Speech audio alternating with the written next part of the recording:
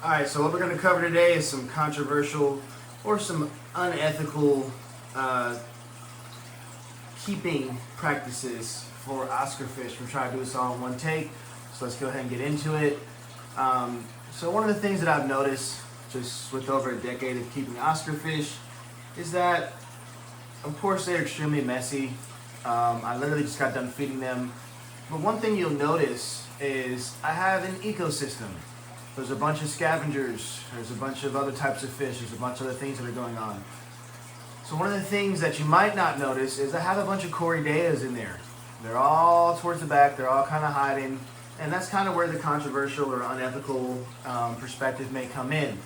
Now, it's not something that I was doing, on the regular. It's not something I hadn't even considered until basically there was a person whose tank who I was cleaning who just didn't have anywhere else to, for them to go. And there was just too many of them and the fish stores wouldn't take them. And I didn't have anywhere else for them to go, so I pretty much just said, you know what, this would be a free tasty snack for my Oscar fish, and I just dumped them all in there. What I recognized from doing that is they actually kept my tank so clean.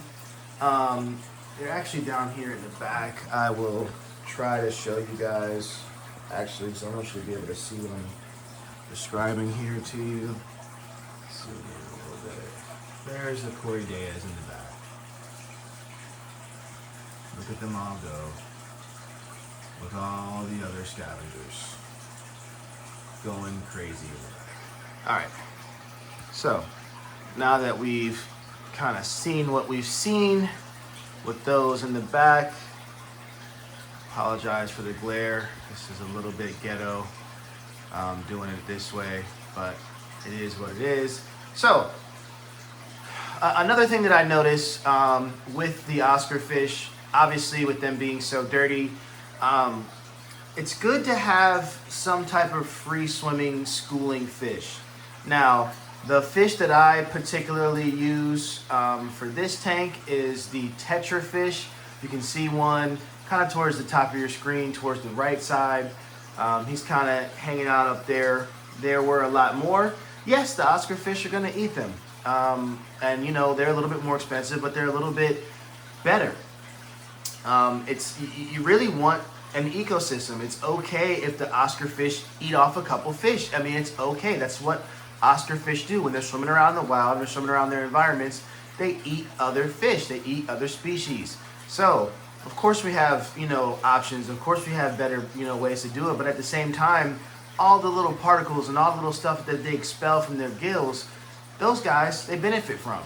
And I was on vacation for a few days, and I came back, and most of them are gone. So, but up until that point, a lot of them were still here, and they were still kicking it, and they were still doing what they do. And it's a very easily available species in the hobby, so it's very easy to replenish them. It's the same thing with the Corydaeas. I'm sure a few have gotten picked off. I haven't replaced any of them, and there's still a ton of them back there. They find their little homes. There's places for them to hide. There's places for them to be at, and that's just part of the ecosystem. Now, this tank also has, a couple of different types of scavengers, which would probably be a little bit more what people would consider to be ethical. So we have the Synodontis, we have the Suncat, we have the Four-Line, we also have the Silver Dollar. So those would probably be more ethical choices if you were wanting to kind of keep away from, your fish eating other fish, which they are going to do, which is in their nature. It's who they are. But if you're not really wanting to contribute to that, which I have a understanding for, then you can go with some of the more ethical, species, which would be, larger growing catfish that can't fit into their mouth, and then larger growing, kind of dither fish like the Silver Dollars or tinfoil barbs that Oscar fish typically don't bother. And as you can see here, that guy was pretty small when I first got him. He's now big. Oscars didn't bother him. I have some more tinfoil barbs that are grown out here. Yes, you can mix those together with Silver Dollars. Yes, they will school or shoal together, and there won't be an issue. So that's kind of the plan. I'm growing out some more Silver Dollars on the tank that I have over to the left. Another option for kind of a scavenger type of a species is the Pleco. I will say that the Plecostomus is pretty messy. So I do have two grown out to the left. They can be a little bit territorial, and they get very, very large. So if it's not something that you're looking to keep, you know, all the species of catfish that I have in this tank, they're pretty much full grown. They're pretty much full adults. Not gonna get much bigger than that. So I always recommend the sun cats with the Oscar fish. Just grow them out, you know, and let them kind of do their thing. Those stay about the same size. They don't really compete for, you know, territory. And the sun cats actually will eat from anywhere. They'll actually eat from the bottom, from the middle, from the top. They will swim all around the tank looking for food. So they won't get out competed for food as easily as some other species like a pleco. A pleco could get out competed for food inside of your aquarium because the Oscar fish is so greedy. The albino one that I have down there in the bottom right, he actually has a mouthful of food right now. So he scooped up a whole bunch of the food whenever I put it in there. But that's just kind of, you know, showing that nature. That's the only reason why I'm really pointing that out. That's just kind of leaning into that nature.